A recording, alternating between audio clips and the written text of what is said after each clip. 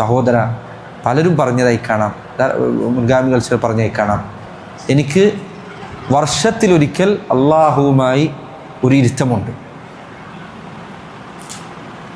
അങ്ങനെ അള്ളാഹിനോട് ദുആ ചെയ്യാനും ഹൃദയം തുറക്കാനും എൻ്റെ പരലോകത്തെക്കുറിച്ചുള്ള വേദനകൾ ആശങ്കകൾ പറയാനും എന്നെ അള്ളാഹു സ്വർഗത്തിൽ പ്രവേശിപ്പിക്കാനും. ഇത് ഇബ്നുൽ ഖയ്യിം റഹിമഹുല്ലാഹ് അദ്ദേഹം പറഞ്ഞതുപോലെ ഒരു മനുഷ്യൻ അള്ളാഹുവിനോടുള്ള അവൻ്റെ സ്ഥിതി ഒരു ചെറിയ കുട്ടി അതിന് തൻ്റെ മാതാവിനോടുള്ള അവസ്ഥ പോലെയാണ്. ചെറിയ കുട്ടി ജനിച്ചു കഴിഞ്ഞാൽ കണ്ടിട്ടില്ലേ, 15 ദിവസം 10 ദിവസമൊക്കെയുള്ള കുട്ടികളെ നിങ്ങൾ ശ്രദ്ധിച്ചിട്ടില്ലേ? ആ കുട്ടിക്ക് സമാധാനം കിട്ടണമെങ്കിൽ അതിൻ്റെ മാതാവിൻ്റെ മാറിടമല്ലാതെ മറ്റൊരു വഴിയില്ല. വാപ്പ പോയിട്ട് പറയാം, ഞാൻ വാപ്പണ്ടോ, നിനക്ക് വേണ്ടി എല്ലാ കാര്യം ഞാനാണ് ചെയ്യുന്നതെന്ന് പറഞ്ഞാൽ കുട്ടിക്ക് വല്ല കാര്യമുണ്ടോ? ഇല്ല. ആരെല്ലാം എന്തെല്ലാം ആശ്വസിപ്പിച്ചാലും ആ കുട്ടിക്ക് സമാധാനം ലഭിക്കണമെങ്കിൽ അതിൻ്റെ മാതാവിൻ്റെ മാറിടമല്ലാതെ വേറെ വഴി. അതാണ് അള്ളാഹുവിൻ്റെ മുൻപിൽ തവക്കുലായ ഒരു മനുഷ്യൻ്റെ അവസ്ഥ. അള്ളാഹുവിലല്ലാതെ അവന് ആശ്വാസമില്ല, അള്ളാഹുവിലല്ലാതെ അവന് ത്വമാനീനത്തില്ല, സമാധാനമില്ല, ശാന്തിയില്ല, സ്വസ്ഥതയില്ല. റമദാൻ ഇങ്ങനെ ഇരിക്കുക, ഒറ്റയ്ക്കിരിക്കുക, പറ്റുകയാണെങ്കിൽ ആരും വരാത്ത മസ്ജിദുകളിൽ അവിടെ പോയി ഖുർആൻ ഓതുക. അള്ളാഹുവിൻ്റെ ഖൽബ് തുറന്നു തരുന്നത് വരെ ഖുർആൻ ഓതുക. അള്ളാഹു നിനക്ക് അവൻ്റെ വാതിലുകൾ തുറന്നു നൽകുന്നത് വരെ നീ ഖുർആൻ ഓതുക.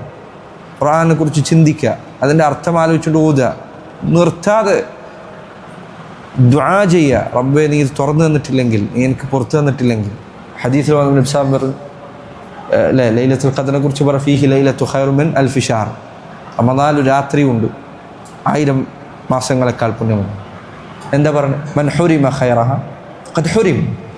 ആർക്കെങ്കിലും അതിലെ നന്മകൾ തടയപ്പെട്ടാൽ അവനാണ് മഹ്റൂം. എന്താ മഹ്റൂം എന്ന് പറഞ്ഞാൽ? ഭാഗ്യം കെട്ടവൻ, എല്ലാ നിലക്കും ഭാഗ്യമില്ലാത്തവൻ, അതിൻ്റെ നന്മകൾ തടയപ്പെട്ടു. അങ്ങനെ ആകരുത്.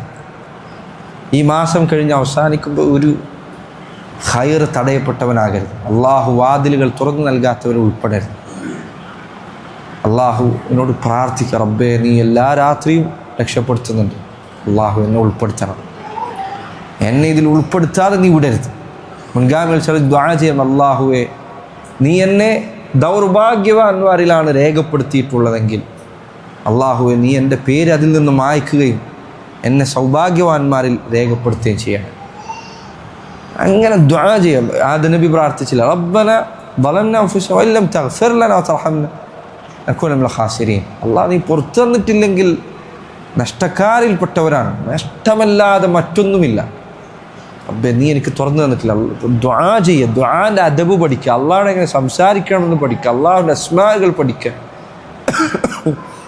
അവനവൻ്റെ അവസ്ഥ സ്വയം തുറന്നു പറയുക, നിൻ്റെ തിന്മകൾ ഏറ്റുപറയുക, അള്ളാഹുവിൻ്റെ മഹത്വം പറയുക, ദുആ ചെയ്യുക, പ്രാർത്ഥിക്കുക.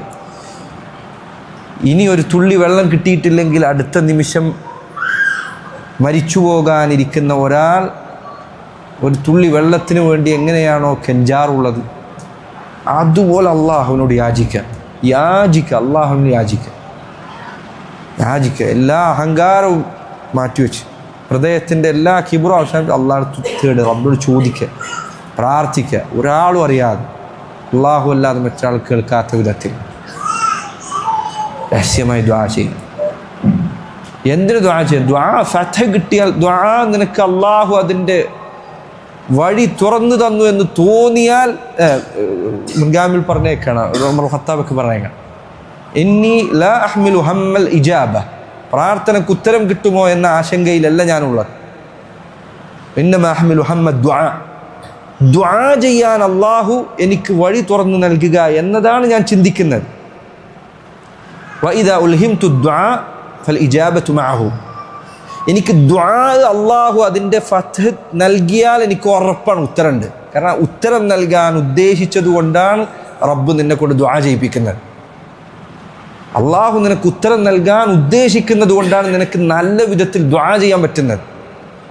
ഇല്ലെങ്കിൽ അള്ളാഹു നിന്നെ അങ്ങനെ അവൻ്റെ മുന്നിൽ ഇരുത്തുകയില്ല. അവൻ നിന്നെ കൊണ്ട് പ്രാർത്ഥിപ്പിക്കുന്നത് എന്തിനാണ്? നിനക്ക് തരാൻ ഉദ്ദേശിക്കുന്നതുകൊണ്ട്. പക്ഷെ നീ അതിലേക്ക് എത്താൻ നിനക്ക് സാധിക്കുക എന്നുള്ളതാണ്, അങ്ങനെ പ്രാർത്ഥിക്കാൻ നിനക്ക് കഴിയുക എന്നുള്ളതാണ്. വെറുതെ ഉറക്കം തൂങ്ങി പ്രാർത്ഥിക്കലല്ല. അള്ളാഹുവിൻ്റെ ഖൽബ് തുറക്കാൻ സാധിക്കുക.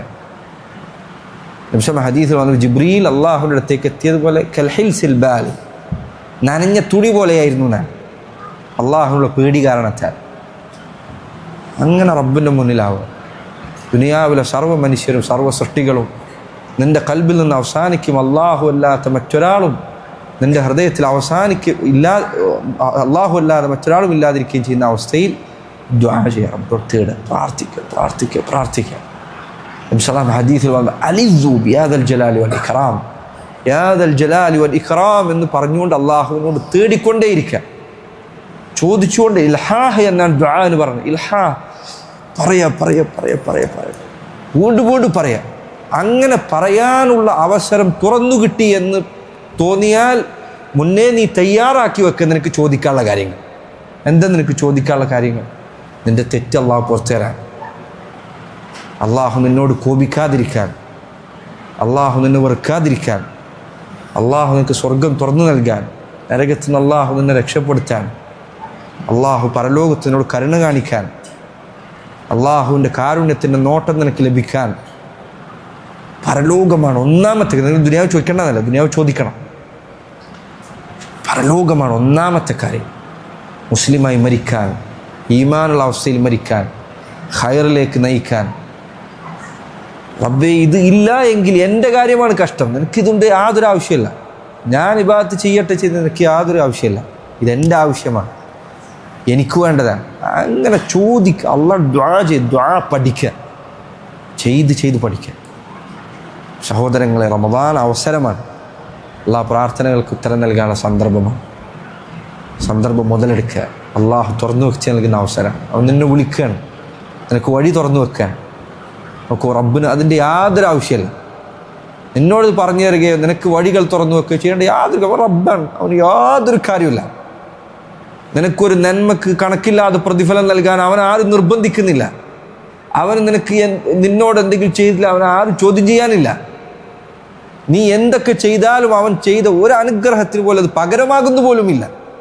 നീ വർഷം മുഴുവൻ നിൻ്റെ ആയുസ് മുഴുവൻ നോമ്പെടുത്താൽ പോലും അള്ളാഹു നിനക്ക് നിൻ്റെ കണ്ണിന് കാഴ്ച നൽകിയ ഒരു കാഴ്ച അതിന് പകരം പോലും നിൻ്റെ നോമ്പാകുന്നില്ല. ഇതൊന്നും റബ്ബിന് യാതൊരു ആവശ്യമുള്ള കാര്യമില്ല. നിൻ്റെ ആവശ്യമാണ്, നിനക്ക് വേണ്ടതാണ്, അള്ളാഹുവിൻ്റെ അടുക്കൽ നിനക്ക് വേണ്ടതാണ്. അള്ളാഹുവിൻ്റെ ആവശ്യമില്ല.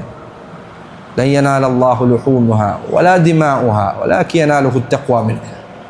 അള്ളാഹുവിന് നിങ്ങളുടെ മാംസമോ രക്തമോ ഒന്നും എത്തുന്നില്ല. ബലികർമ്മം ചെയ്താൽ നിങ്ങളുടെ തഖ്വയാണ്, നിങ്ങളുടെ ഹൃദയമാണ്. അതാകട്ടെ കണക്കില്ലാതെ പ്രതിഫലം നൽകാൻ അള്ളാഹു വഴി തുറന്നു വെക്കുക. പറയാ, വന്നോളൂ, ഞാൻ പുറത്തു തരാം. എന്നിട്ട് സഹോദര, അശ്രദ്ധനായി അലംഭാവമുള്ളവനായി ഈ മാസത്തിലേക്ക് പ്രവേശിക്കരുത്. തയ്യാറെടുക്കുക, നഷ്ടപ്പെടുത്തരുത്. ഇനിയൊരു റമദാൻ ചിലപ്പോൾ ലഭിച്ചെന്ന് വന്നേക്കില്ല. ഇനിയൊരു തിരിച്ചുവരവ് ചിലപ്പോൾ ഉണ്ടായിക്കൊള്ളുന്നില്ല. ഇനിയൊരു മാസം ചിലപ്പോൾ ഉണ്ടായിക്കൊള്ളുന്നില്ല. എത്രയാണ് ഇനി ബാക്കിയുള്ളതെന്നറിയില്ല. കിട്ടിയത് പരമാവധി ഉപയോഗപ്പെടുത്തി അല്ലാഹു സുബ്ഹാനഹു വ തആല ഖൈറുകൾ അധികരിപ്പിക്കാനും സൽക്കർമ്മങ്ങൾ അല്ലാഹുവിന് തൃപ്തികരമായ വിധത്തിൽ നിർവഹിക്കാനും നമുക്ക് തൗഫീഖ് നൽകുമാറാകട്ടെ.